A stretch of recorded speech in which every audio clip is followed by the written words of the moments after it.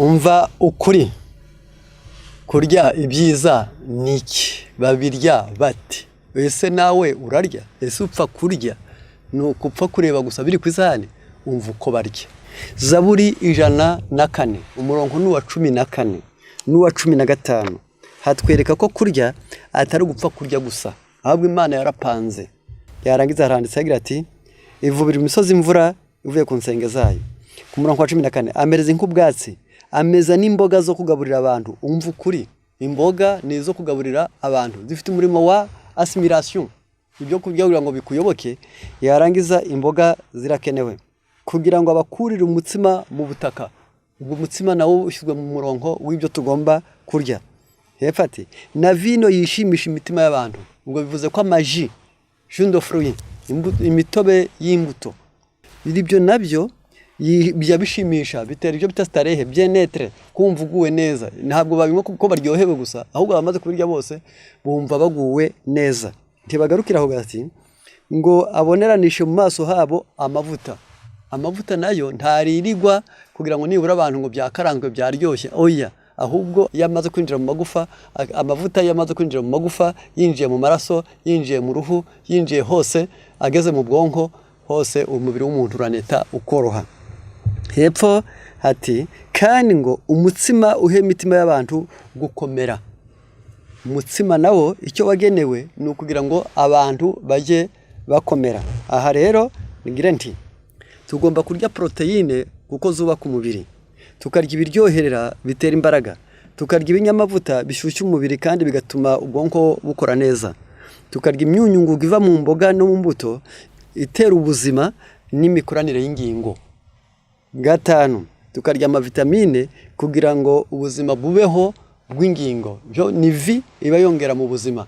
Mbese vitamine zigomba kwiyongera muri sante kugira ngo ingingo z'umuntu zitabora, ingingo z'umuntu zishobore kwakira umwuka, ingingo z'umuntu zishobore kurema amaraso, ingingo z'umuntu zishobore kurema ubwenge, ingingo mbese muri magufi amavitamine ni icyamaze.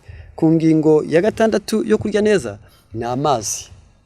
Amazi ni ugutunganya umubiri, ni ukuworoshya, kujyana intungamubiri ahazo, ni ugusohora imyanda mu muntu.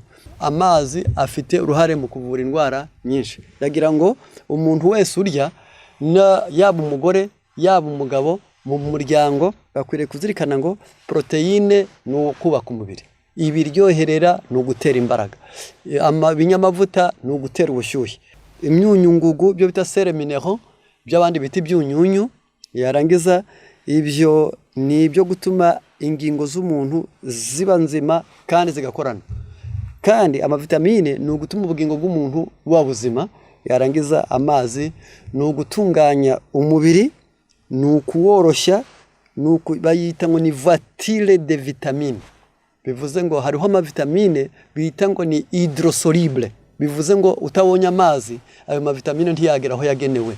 Ubwo rero tugomba kumenya neza ko uyu mubiri nyuma ukeneye amazi, mu byombo hakenewe amazi, mu nzu hakenewe amazi, mu kubaka hakenewe amazi, mu nganda hakenewe amazi, n'umuntu n'icyo cyose. Bwa mbere ni inzu, afite ibyombo, ni uruganda, agomba kuba atunganye kandi cyamushobora ni amazi. Uyiyunyuguje, uyiyuhagiye, uyakandagiyemo, uyicayemo, uyanyoye. Rero ngibyo ibintu bikenewe. Reka tukwifurize nawe kurya neza mu buzima, ngo nibura mu muryango wawe we kuba ingwingiri mu buzima, ahubwo umenye neza ngo proteine ndazikeneye ziva mu bishyimbo, nkeneye ibiryoherera biva mu binyampeke, nkeneye ibinyamavuta nyine biva mu bintu by'ibinyamavuta n'ibinyamisogwe bigira amakakama nka soya n'ibihwagari n'ibindi, ukeneye imyunyungugu iva mu mboga, ukeneye amavitamine nayo ava mu mboga, n'ubundi ukeneye amazi ava mu mazi nyine.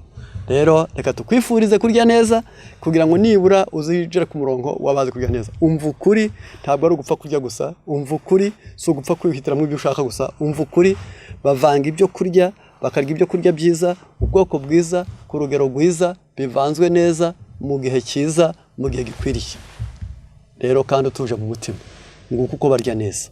Imana izabidushoboze, nawe umva ukuri mu izina rya Yesu.